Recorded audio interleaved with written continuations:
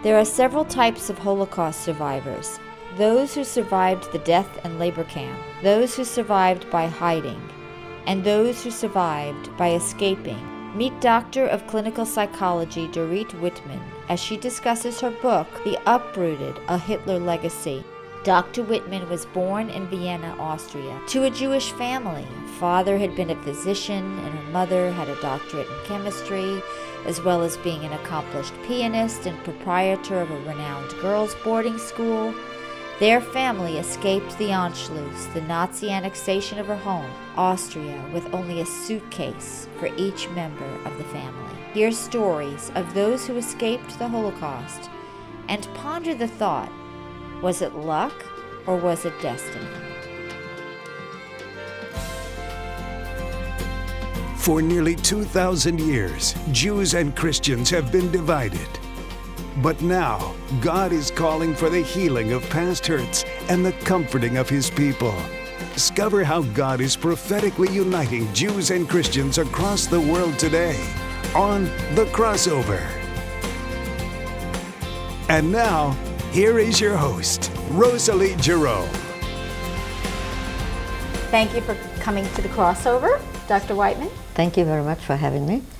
I have noticed a comment here by Elie Wiesel. It says, "Those who escaped are also witnesses.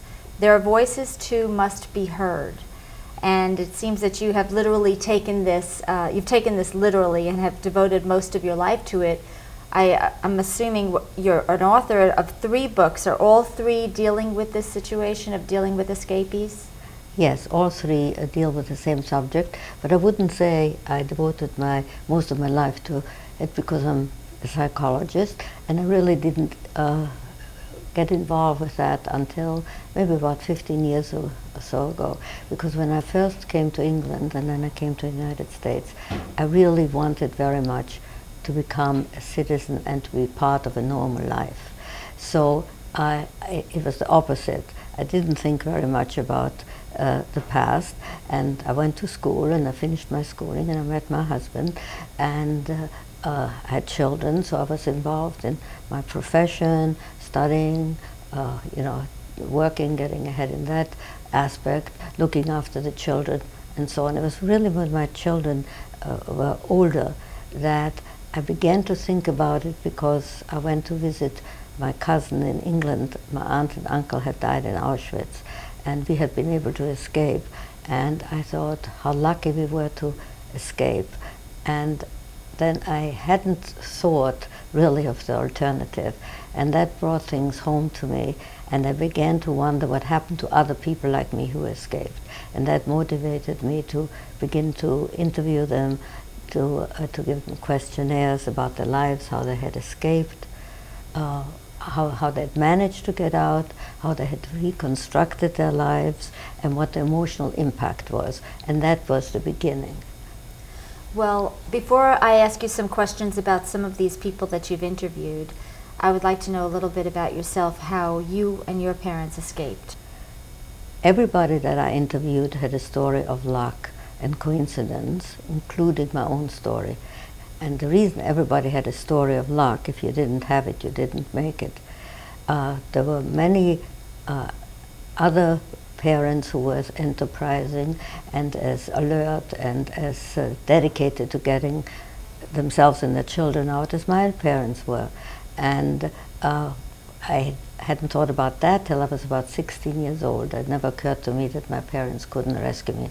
But when one night, literally, I woke up in the morning and said, 16 years old, oh my God, why did I think that?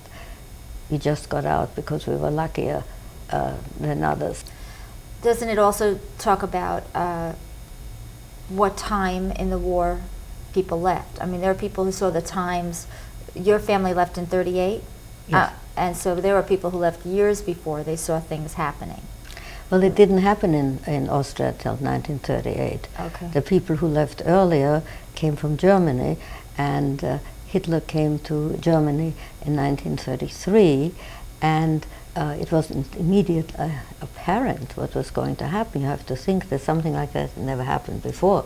So they thought that maybe Hitler was a passing period in history, and that he would not remain, that France and Britain would never allow it, and so many governments had fallen between after World War I, and it was only after a while that people realized, no, we won't be able to make it. But that really became apparent when Hitler marched into Austria in 1938. The Germans had a few years to escape. The Austrians had 1 year before the war started. The Czechs had 6 months, and the Poles had no time at all because, well, when he invaded Poland, the war started. So the timing depended also where you lived. When Hitler came up with Mein Kampf, with his book, if people actually knew that he was actually going to fulfill some of those things he said there, do you think governments, or there would have been a way to stop him? Well, there probably would have been a way to stop him at the beginning, but that is idle speculation because nobody thought it would happen. As the danger, I'll give you another example. I live in New York. During the Cold War, everybody thought it would be possible for the Russians to drop a nuclear bomb in New York. Not a single person moved. There is too much at stake. You have no place to go. You have no language. You have no profession. So unless there is more of an indication that this is likely to happen, you wait and see what happens. But when it happens, it was too late. When Hitler marched into Austria, the next day it was practically too late. We will be right back. For nearly 2,000 years, Jews and Christians have been divided. But now, God is calling for the healing of past hurts and the comforting of His people. Discover how God is prophetically uniting Jews and Christians across the world today on The Crossover. The Crossover exists to communicate to the Jewish community that there is a growing group of Christians who love them unconditionally. The focus of the Crossover program is to promote a greater understanding of the differences and similarities between Jewish and Christian customs, history, and theology, while encouraging a closer walk with the God of Abraham, Isaac, and Jacob.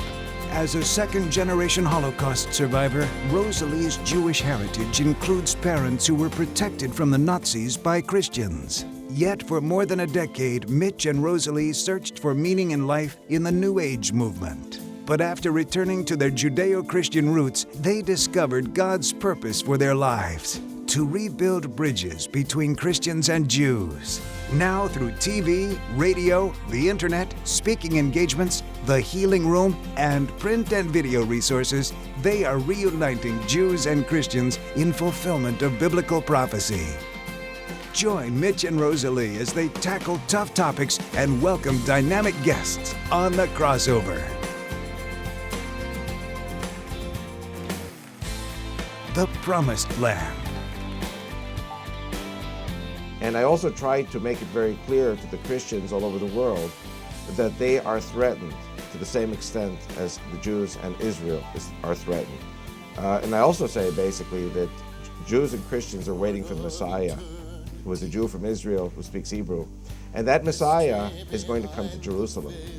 And so Christians share this faith with the Jews. The Hebraic roots of Christianity.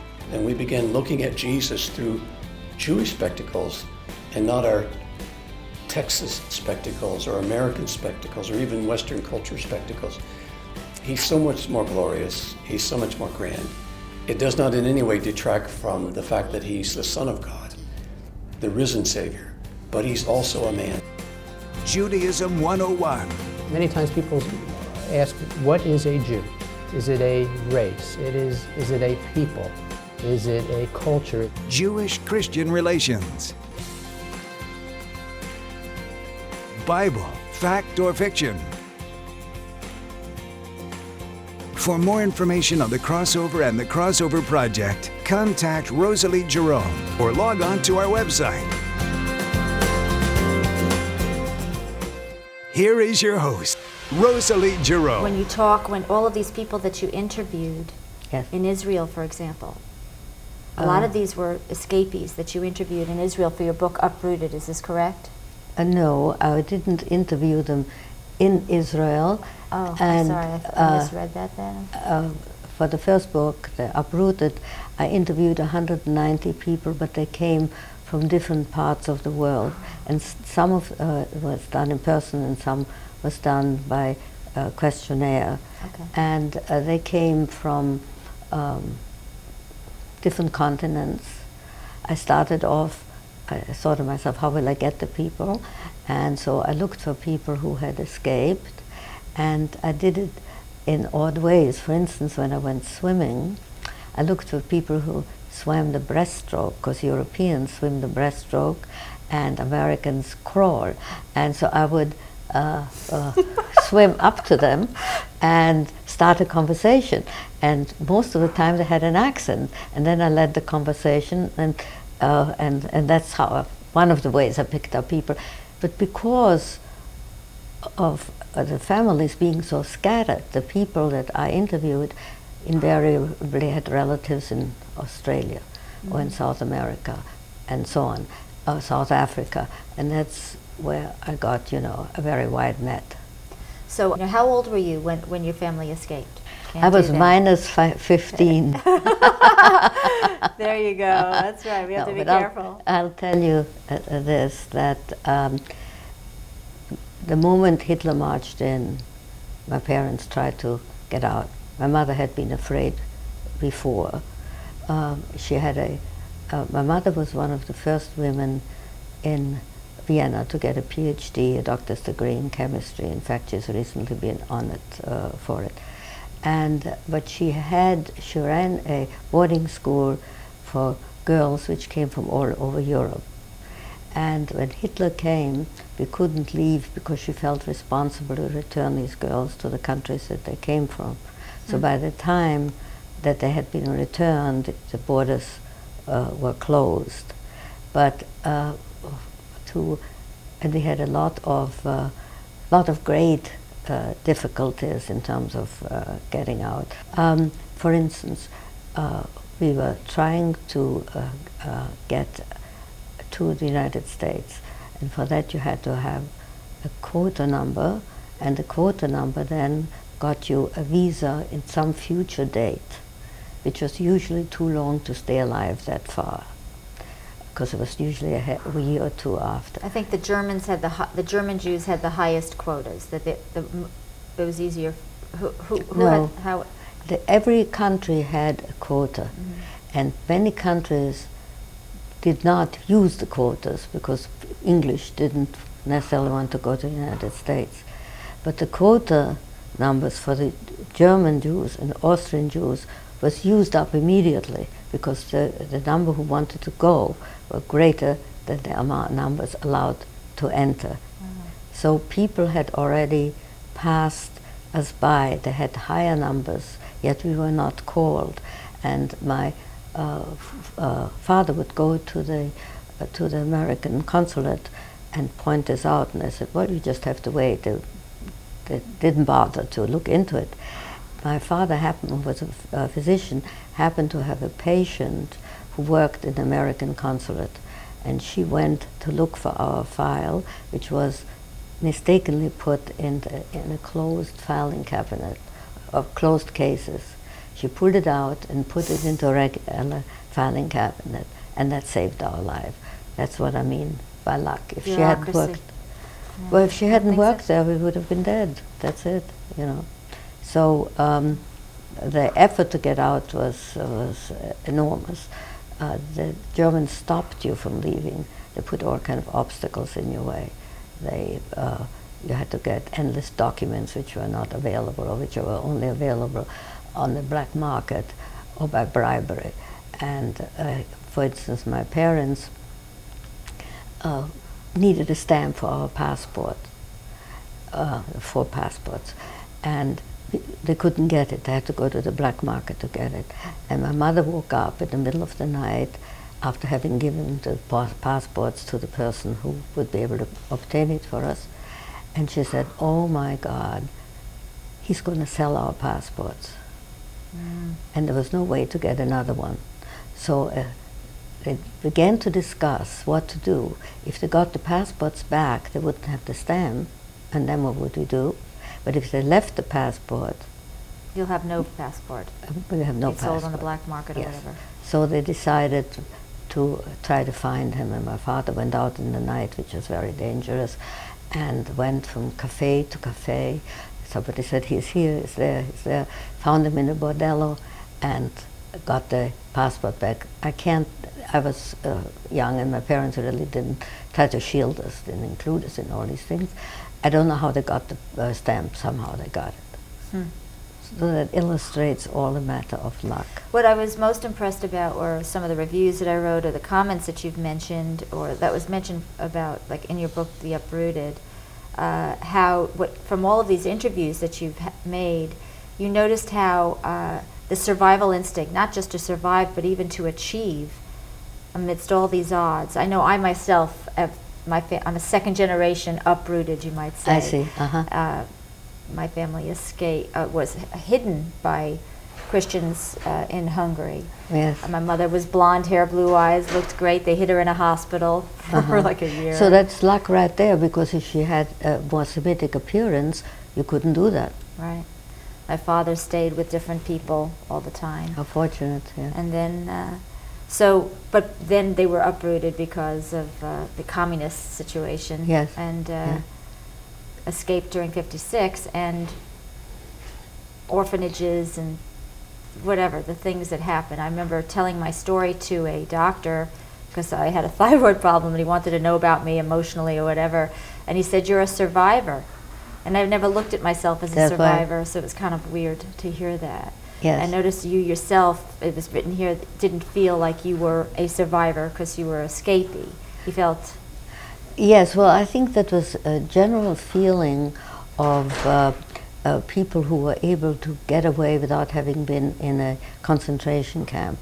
We always said, when somebody asked us what happened to you, we would say nothing. It's because we always compared ourselves to people who had been in concentration camps and not to people in ordinary life. And from that point of view, compared to people who were in concentration camps, of course, it was much less. In fact, it was so entrenched, that thought, in people like me who escaped without having been in concentration camps. When I first started my interviews, I called it "What happened to those who," quotation marks, "to whom nothing happened at all." And whenever I showed it to anybody who was escapee, they knew exactly what I meant. I didn't have to explain it. I wanted to call the book that way, with that title, but then I realized I couldn't, because other people wouldn't know what I was talking about. We will be right back. In a fire, in a flammen, hat man uns gebrennt, überall gemacht, uns zur Schande, uns zu Spott.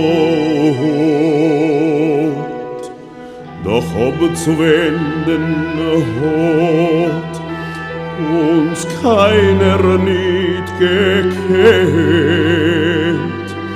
von dir, mein Gott, mit deiner heilige Teure und dein Gebot. Eli, Eli, lama sabachthani,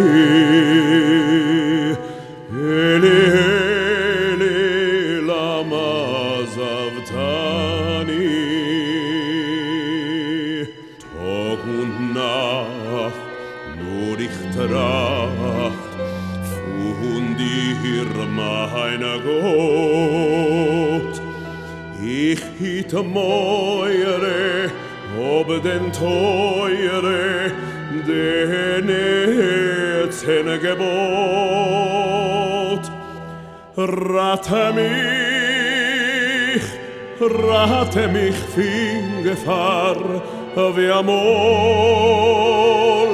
Dioves fingensen gar, Herr mein Gebet, wenn gemein, helfen kannst du uns nur allein, Shema Yisrael,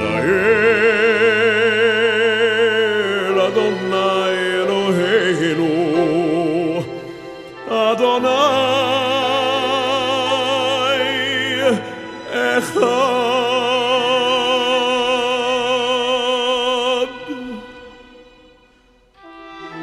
My God, why hast thou forsaken me? In fire and flame they burned us. They mocked and shamed us. There was no one to turn to for help but thee, my God, thee and thy holy Torah. Day and night I only think of thee. I observe with reverence and awe thy commandments. Save us from danger and evil. Hear our cry. I plead to thee. Help us. Help your people. Hear, O Israel, the Lord our God. The Lord is one.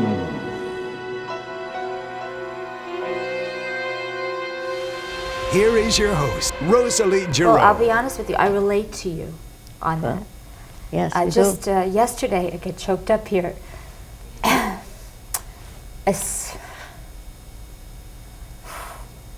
I saw on the wall of tears they have a memorial there. People could put, my parents who perished at Treblinka, etc. Mm-hmm. I've always wanted to honor my parents Yes. on there because I didn't really get to know them well. It's a whole long story, but they were hidden. Well, they ought to be up there. And so when I saw somebody made a memorial for their parents that said being protected and hid. They survived. Well, I didn't think that was allowed. You see, that is nothing happened to me because I wasn't in a concentration camp. It's the same kind of thought. But for instance, you know about the kinder transports where children were placed on a train.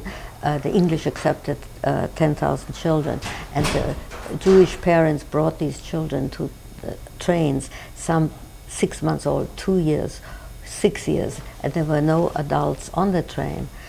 So the parents put these children on the train and had no idea who was going to pick them up and keep them for the rest of their lives. They knew they weren't going to see their children again. I think those parents were heroes. To be able to think you have a family, 2 years, 4 years, 6 years, you take your children and you put them on the train. That's heroic. Did you ever interview a parent like that? Or Oh yes, a lot of them, yes. And did you ever run into those that never found their children? I afterwards? interviewed the children, not the parents, because Okay. most of the parents perished. But I was wondering if any parents survived. A few, and not many, and that sometimes presented problems in this sense that the children who were living in England now had been living there some for 6-8 years because the parents didn't immediately join them after the war. There were too many obstacles, and when they saw their children, they didn't speak the same language. Those children who were young didn't even remember them. Their style of life was completely different. The parents were living in bombed out Berlin, for instance, in utter poverty, and spoke German. And these people who looked completely different to them and spoke differently suddenly came and said, "You're my child." So some formed strong bonds. With some there was some difficulty because they now loved the parents who had taken them in. So it wasn't just a happy ending. Yeah. But most didn't. Most never saw their parents again.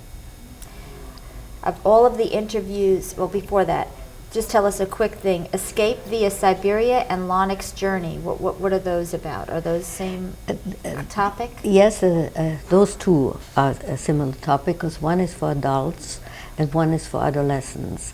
The Lonix Journey is for children from about 6th grade on to about 16. And it is about a similar topic as Escape via Siberia, but made simpler for children. It's written almost like an adventure story. But what it is about is the Germans marched into Poland. Some of the Jews tried to escape into Russian territory, as well as some Poles, but certainly the Jews, and the Jews and the Russians sent the escaping Poles to Siberia into gulags. And this is a story about how how about 1,000 Jewish children during the war years were rescued from the gulags and arrived in Palestine at the time, Israel now, under such incredible circumstances, and of course the immense jubilation that 1,000 Jewish children survived. Were saved.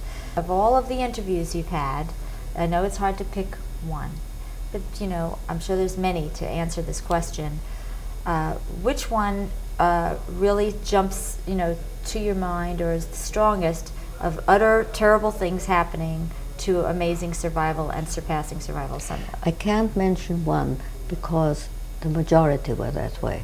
The ability to restore their lives, the ability to form new families, the ability to keep the cultural interests going was so uniform that I was really struck by the ability of this group to keep their humanity over the years, as well as their attitude towards education, culture, and so on. That was a uniform theme that ran through it. Is that different? Have you studied other genocides and other situations where people, is there something different about the Jews versus other groups? Well, Talk to me. I think the one thing, it's certainly not different from all groups, but the kind of adjustment that was possible for this Jewish population was the tremendous stress on education and culture that their parents had. They were all, the parents were very emphasized education. They were all culturally involved in music, arts, reading, and so on. And there was a tremendous stress on that. And they managed to carry that through internment camps, through all kind of difficulties and separations, and it was so uniform that I really couldn't pick up one family. That's amazing. Yes, it was amazing. It was a blessing and honor to meet you, Dorit. Thank you very much for Dorit. having me. Thank you so much. Thank you. Join Mitch and Rosalie as they reach an ever-growing worldwide audience through the crossover. We invite you to become a crossover partner right now by calling the number on your screen. For your monthly gift of $30 or more, you will receive the Crossover Partnership Pack, which includes a DVD of today's program, a personal greeting and prayer message from Mitch and Rosalie, more information about the Crossover Project. As you continue to support the Crossover each month, you will receive a new Crossover DVD, a monthly ministry report, and your name will be added to the Healing Room. Call now or log on to our website and join the growing family of Crossover Partners. And be sure to join us again next week as Mitch and Rosalie tackle timely topics and welcome dynamic guests on The Crossover. Lord God of Abraham, Isaac, and